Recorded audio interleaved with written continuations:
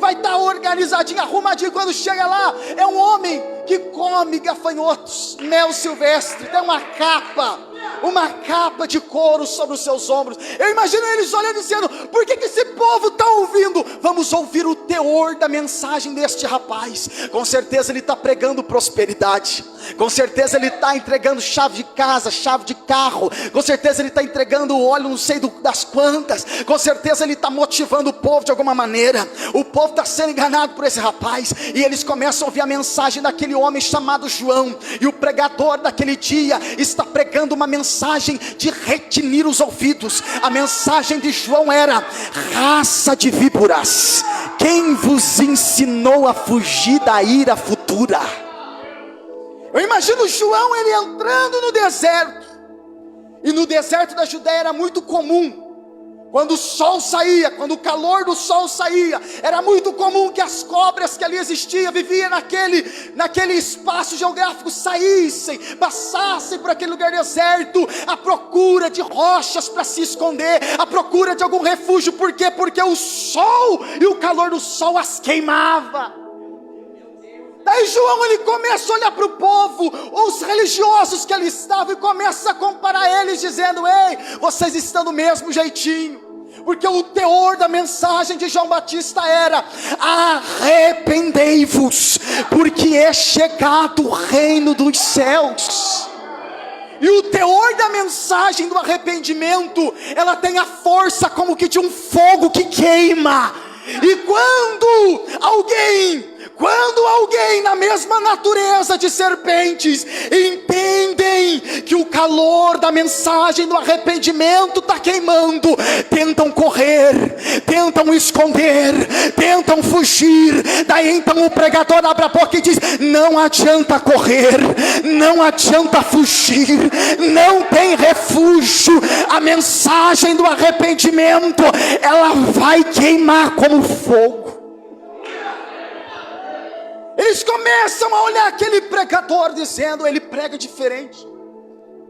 Se vocês pensam que o povo não estava com sede de Deus, ou o que tira o povo de um lugar onde eles têm assentos totalmente luxuosos, onde ele tem um templo suntuoso, cheio de glória, o que faz com que um povo, eles saiam do ambiente onde tem pessoas que pregam muito bem dentro da exegese, da homilética, conhece muito bem da cultura, da tradição, o que leva esse povo a sair daqui para lá? Eu te explico. Quando aquelas pessoas entravam no culto para ouvir Anás e Caifás, elas saíam do mesmo jeito que entravam, porque aqueles homens, quando pregavam, falava aos ouvidos, mas jamais ao coração. Eram mensagens vazias, era uma religiosidade que estava canalizada em simples dogmas e rituais mortos, uma ortodoxia totalmente morta, uma organização mas totalmente fria, vazia da presença de Deus. Agora, quando eles chegaram no deserto e começaram a ouvir o confronto da mensagem do arrependimento bater nos seus corações, eles olhavam para João Batista e diziam: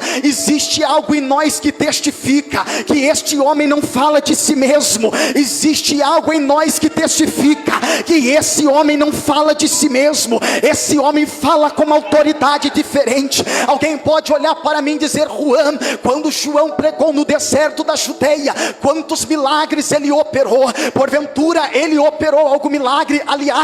Aliás, ele foi comparado até mesmo com o profeta Elias. O próprio Malaquias falou isso, o próprio Jesus disse isso: é necessário que Elias venha primeiro. Então os discípulos entenderam que Jesus falava de João Batista. Todos ele tinha naquele tempo uma comparação ao próprio Elias, que efetuou grandes milagres. Mas se nesta noite eu perguntar aos irmãos, folheie toda a Bíblia e encontre para mim pelo menos um milagre daquilo que João Batista efetuou, nós não iremos encontrar milagre nenhum, nós não iremos encontrar sinal nenhum, nós não vamos ver paralítico andando, nós não vamos ver cegos enxergando, nós não vamos ver mortos sendo ressuscitados. Mas quando este rapaz abria a boca, quando este homem abria a boca para confrontar pecado, quando este homem abria a boca para anunciar o teor de uma mensagem poderosa, de uma mensagem que não vinha da terra, mas de uma mensagem que vinha do céu, olha para mim,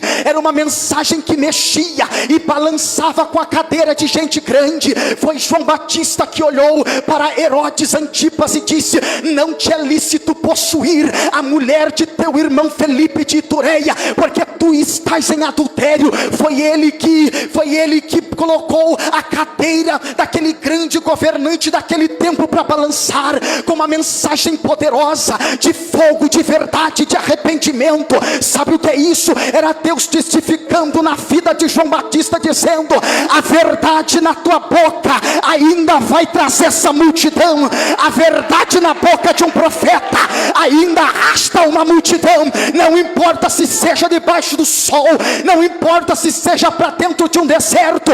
O Senhor está dizendo: a mensagem do evangelho, a mensagem do arrependimento, a mensagem da verdade da palavra, ela não mudou, ela não mudou, ela não mudou. Estão pregando por aí no dia de hoje, nos dias atuais, um evangelho totalmente deturpado, um evangelho totalmente antropocêntrico, onde o homem é o centro de tudo. Se Deus não fizer, eu abandono a casa de Deus. Se Deus não fizer, eu não vou fazer mais nada. Se Deus não fizer, eu desvio. Ei, desvia mesmo. Deus está dizendo aqui: a glória é dele, o louvor é dele, a unção é dele, a graça é dele. Olha para mim, estão pregando no dia de hoje, nos nossos dias contemporâneos, uma mensagem semelhante àquelas que estavam pregando na igreja da Galácia. Foi Paulo que pegou a sua palavra e escreveu para a igreja: eles estão se introduzindo no meio de vocês,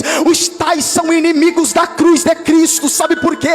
Porque eles estão se introduzindo no meio de vocês, eles estão desviando muitos para outro evangelho, que na verdade não é o evangelho. E ele anuncia dizendo: ainda que desça um anjo do céu, ainda que eu mesmo pregue outro evangelho daquele que já foi anunciado, ou seja, Cristo crucificado numa cruz, arrependimento, temor, reverência, santidade, que o tal seja anátema, porque isso é o evangelho de Cristo. Tem alguém para dar glória a Deus aí? Eu estou pregando para uma igreja que vai subir para o céu. Eu estou pregando para uma igreja que entende o teor da mensagem do arrependimento. Estão por aí tentando atrair multidão, e no afã de atrair gente, no afã de atrair multidão, estão deturpando o evangelho de nosso Senhor Jesus.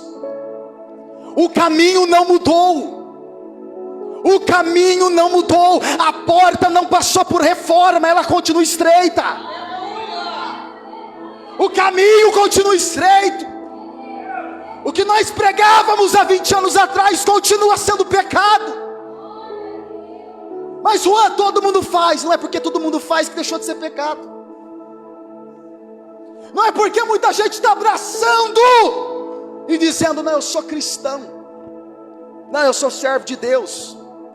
A mensagem do Senhor Jesus para os nossos corações nesta noite é: ei, a mensagem do Calvário, a mensagem da verdade e a mensagem da cruz, ela permanece de pé no meio do povo e da igreja do Senhor.